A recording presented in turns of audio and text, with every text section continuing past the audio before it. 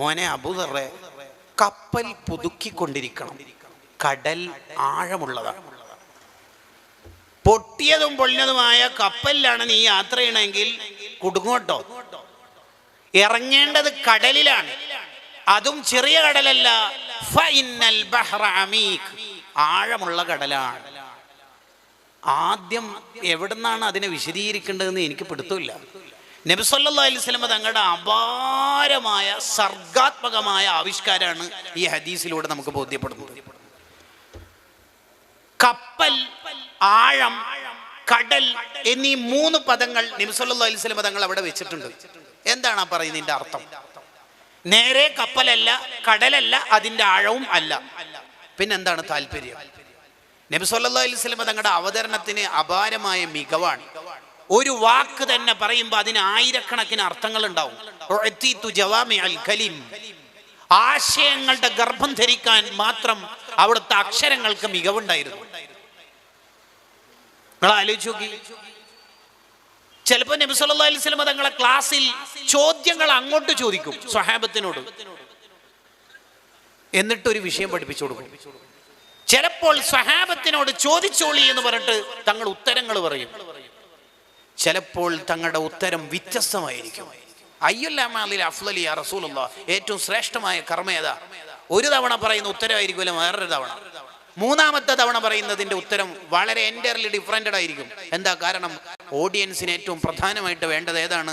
അയാൾ നിസ്കാരം ഓക്കെയാണ്, അയാൾ മറ്റു സുഹൃത്തുക്കൾ ഓക്കെയാണ്. അപ്പോൾ അയാളോട് ഏറ്റവും ശ്രേഷ്ഠമായ കാര്യം പറയണത് ബിർറുൽ വാലിദൈൻ, ഉപ്പാനുമാനി പരിഗണിക്കണം എന്നതായിരിക്കും. ഇനി ചോദ്യകർത്താവ് ബിർറുൽ വാലിദൈൻ, മാതാപിതാക്കളെ നോക്കുന്നിടത്തും മറ്റൊക്കെ ഓക്കെയാണ്, പക്ഷേ നിസ്കാരം അവ്വൽ വക്തിൽ ക്ലിയർ അല്ലെങ്കിൽ തിരുത്തി കൊടുക്കും. ഏറ്റവും ശ്രേഷ്ഠമായത് അസ്വലാത്തു ലി അവ്വലി വക്തിഹാ. നബി സല്ലല്ലാഹു അലൈഹി വസല്ലം തങ്ങളുടെ അധ്യാപനത്തിൻ്റെ ടീച്ചിങ്ങിൻ്റെ മെത്തഡോളജി നോക്കിയേ, ചിലപ്പോൾ തങ്ങൾ വിശദീകരിക്കുന്ന മോഡൽ തന്നെ വളരെ വ്യത്യസ്ത തരത്തിലായിരിക്കും. തങ്ങൾ ഒരു ചോദ്യം ചോദിക്കും, ആ ചോദ്യത്തിൻ്റെ ഉത്തരം എല്ലാവരുടെയും മനസ്സിൽ വരുന്ന ഉത്തരം തന്നെയായിരിക്കും. പക്ഷേ തങ്ങളുടെ ചോദ്യത്തിൻ്റെ താല്പര്യം ആ ഉത്തരം ആയിരിക്കില്ല. എന്നിട്ട് എല്ലാവരും വിചാരിക്കുന്ന ഉത്തരം പറയലോടുകൂടി എല്ലാവരും കരുതും ഉത്തരമായിട്ടുണ്ട്. ഉടനെ തങ്ങൾ പറയും അതല്ല ഉത്തരം എന്ന്. അപ്പോൾ അറ്റ്മോസ്ഫിയർ, ആംബിയൻസ്, ജിജ്ഞാസയുടെ ആംബിയൻസ് ആയി മാറും. ഏതായിരിക്കും പിന്നെ ഉത്തരം? പിന്നെ ഏതാ ഉത്തരം? ഉദാഹരണം മനിൽ മുഫ്ലിസ്, ആരാണ് പാപ്പറായവൻ? ആരാണ് പാപ്പറായവൻ? അപ്പൊ സ്വാഭാവികമായിട്ട് സഹാബത്ത് പറഞ്ഞു ദിർഹം, ദീനാറ്, പൈസ ഒന്നും ഇല്ലാത്ത ആളാണ്. No no no. പിന്നെ ആരാ നബിയെ പാപ്പറായവൻ? ദീനാറും ദിർഹമും ഇല്ലാത്ത ആളല്ലേ പാപ്പറായവൻ? അല്ലല്ല. പിന്നെ ആഖിറത്തിലെത്തിയിട്ട് ഹജ്ജും നോമ്പും നിസ്കാരമൊക്കെ ഉണ്ട്, പക്ഷെ കുറെ ആൾ ഗീബത്തും നമീമത്തൊക്കെ പറഞ്ഞിട്ട് അതൊക്കെ ശരിയല്ലേ, ശരിക്ക് പാപ്പറായവനല്ലേ. കണ്ടോ തങ്ങളുടെ ഒരു അവതരണത്തിന്റെ ഒരു മികവുണ്ട്. ചിലപ്പോൾ നബി സല്ലല്ലാഹു അലൈഹി വസല്ലം തങ്ങൾ അവതരിപ്പിക്കുന്ന കോലം നോക്കണേ. നിങ്ങളുടെ വീടിൻ്റെ അരികിലൂടെ ഒരു അരുവി ഒഴുകുന്നു. ആ കുളത്തിൽ നിന്ന്, ആ തടാകത്തിൽ നിന്ന്, ആ അരുവിയിൽ നിന്ന് നിങ്ങൾ ഡെയിലി കുളിക്കുന്നു. ഡെയിലി 1 അല്ല 2 അല്ല 3 അല്ല 5 തവണ കുളിച്ചാൽ നിങ്ങളുടെ ശരീരത്തിൽ വല്ല അഴുക്കും ബാക്കിയുണ്ടാവോ? തങ്ങൾക്ക് 5 വക്ത നിസ്കാരം പറയലാണ് താല്പര്യം. അങ്ങനെ നേരെ പറഞ്ഞാൽ പോരാ. ഉദ്ദേശിക്കുന്ന ലക്ഷ്യം പൂർത്തിയാവണമെങ്കിൽ നേരെ പറഞ്ഞാൽ പോരാ. 5 വക്ത നിസ്കാരം അത്രമാത്രം നമ്മുടെ ശരീരത്തെ ശുദ്ധീകരിക്കുമെന്ന് പറയാൻ വേണ്ടി തങ്ങൾ അവിടെ നടത്തുന്ന അപാരമായ ഒരു പ്രയോഗം നോക്കിയേ. സ്വഹാബത്തിനെ ബ്രെയിൻ സ്റ്റോമിങ് നടത്തി വിഷ്വലൈസേഷനിലേക്ക് എത്തിച്ചിട്ടാണ് തങ്ങളുടെ ഒരു അവതരണം. അതാ അതിന്റെ വേറൊരു പതിപ്പിലേക്കാണ് ഇപ്പം പോണത്. ഒന്ന് പറയാ, ജദ്ദിദി സഫീന, മോനെ അബൂദർറെ, കപ്പൽ പുതുക്കണം, റീന്യൂ ചെയ്യണം. ഫഇന്നൽ ബഹ്റ അമീഖ്, കപ്പൽ പുതുക്കണം എന്ന് പറയാൻ കാരണം കടൽ ആഴമുള്ളതാണ്. കരയിലൂടെയുള്ള യാത്ര, കടലിലൂടെയുള്ള യാത്ര. കരയിലൂടെയുള്ള യാത്രയിൽ വല്ല അപകടവും പറ്റിയാൽ ലോഡ്ജ് എടുത്തിട്ട് അവിടെ താമസിച്ചിട്ട് പിറ്റേത്തെ ട്രെയിനോ വണ്ടിക്കോ പോന്നാൽ മതി, അല്ലെങ്കിൽ അടുത്ത വണ്ടിക്ക് കൈ നീട്ടിയാൽ മതി. ആഴമുള്ള കടലിൽ പകുതിക്കുന്ന വീണ് പൊട്ടിപ്പോയാൽ പിന്നെ രക്ഷയില്ല, വേറെ വഴിയില്ല. തങ്ങൾ പറയുന്നത് കടൽ എന്ന് പറഞ്ഞാൽ 2 തരത്തിലുണ്ട്. കടൽ പലതരത്തിലുണ്ടാവും. ബംഗാൾ ഉൾക്കടൽ, പസഫിക്, എല്ലാ തരത്തിലും ഉണ്ടാവും. കടൽ യാത്ര 2 തരത്തിലുണ്ടാവും. ഒന്ന് ഊളയിട്ട് താഴേക്ക് ഇറങ്ങി മുത്തുകൾ പരത്തിയെടുക്കാനുള്ള കടൽ സഞ്ചാരം ഉണ്ടാവും.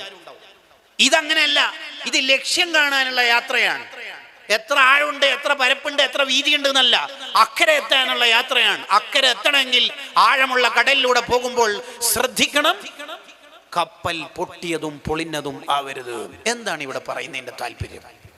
സാഹിത്യ പ്രയോഗങ്ങളും ഇസ്തിആറത്തും മെറ്റഫറൊക്കെ അവിടെ കട്ടെ, ഇതിന്റെ ആശയവും കാമ്പും കാതലും എന്താണ്? ജദ്ദിദിൽ അമല, ജദ്ദിദിൽ ഈമാന, ജദ്ദിദി തൗഹീദ. കുറെ ആശയങ്ങളുണ്ട്. 2-3 നമുക്കൊന്ന് വിശദീകരിച്ചു നോക്കാം.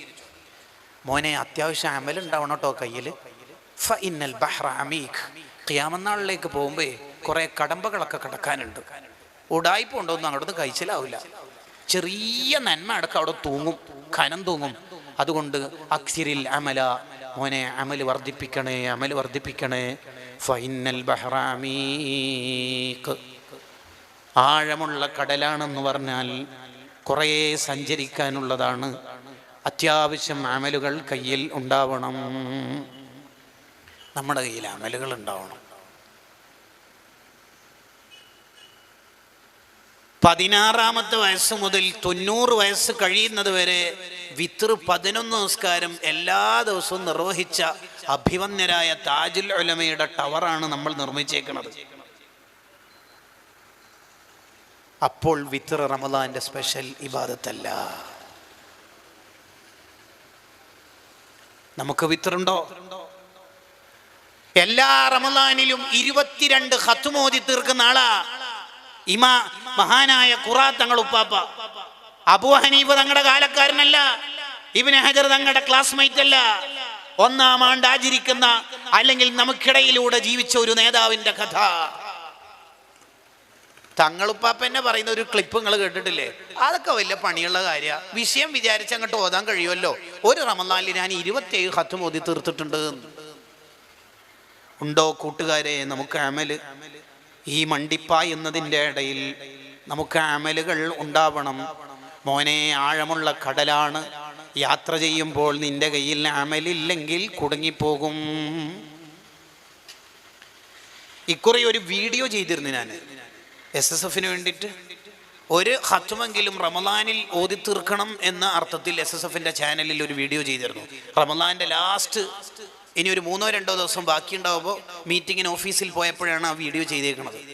വീഡിയോ ചെയ്യുന്നതിന് ഞാൻ ഉപയോഗിച്ച കണ്ടന്റ് ഇമാം ഷാഫി റളിയല്ലാഹു അൻഹു റമദാനിൽ പകലിൽ 1 രാത്രി 1 എന്ന അർത്ഥത്തിൽ 30 ദിവസം കൊണ്ട് 60 ഖത്ം ഓതി തീർക്കാറുണ്ട്. ആ ഷാഫി ഇമാമിന്റെ അനുയായികളായ നമുക്ക് ഒരു ഖത്മെങ്കിലും ഓതി തീർക്കാൻ പറ്റിയില്ലെങ്കിൽ നഷ്ടമല്ലേ എന്ന ആശയമായിരുന്നു അതിൽ ടോട്ടലി ഉള്ളത്. വീഡിയോ ചെയ്ത് വീട്ടിലെത്തി, നോമ്പൊക്കെ തുറന്ന് തറാവിയൊക്കെ കഴിഞ്ഞ് വീട്ടിലെത്തിയപ്പോൾ എൻ്റെ വാട്സപ്പിൽ ഒരു വോയിസ് വന്നു. പരിചയക്കാരൻ തന്നെ. അയാൾ അയച്ച വോയിസ് എന്താ പറയുക? നിങ്ങളുടെ വീഡിയോ കണ്ടിരുന്നു, ഒരു ഖത്മെങ്കിലും ഓതി തീർക്കണം എന്ന് പറയണത്. എന്നിട്ട് എനിക്കും മൂപ്പരിക്കും അറിയുന്ന ഒരാളെ പരിചയപ്പെടുത്തി. അവരുടെ വാപ്പ, നാടനായ ഒരു മനുഷ്യൻ, എന്ന് പറഞ്ഞ പച്ച നാടൻ, ഒരു ഉസ്താദോ തങ്ങളോ അങ്ങനെയൊന്നും അല്ല. കെട്ടെടുക്കലാണ് മൂപ്പര് ചുമതല എന്ന് പറഞ്ഞ ഡ്യൂട്ടി, ജോലി, പോർട്ടർ, ചുമട്ട് തൊഴിലാളി. അരി, പയറ്, മൈദ അല്ലെങ്കിൽ വേറെന്തെങ്കിലും പിണ്ണാക്ക്, ഇത്തരം സാധനങ്ങളൊക്കെ എടുത്ത് നടക്കുക. ലോറിയിൽ നിന്ന് ഷോപ്പിലേക്ക്, ഷോപ്പിൽ നിന്ന് ലോറിയിലേക്ക്, ഗുഡ്സ് ഓട്ടോറിക്ഷയിൽ നിന്ന് വണ്ടിയിലേക്ക് ഇങ്ങനെ കൊണ്ടുപോകുന്നു. ഇതന്നെ മൂപ്പരെ പണി. മൂപ്പരെ ബദരീങ്ങൾക്ക് ഖത്ം ഓതി തീർത്താളാണ്.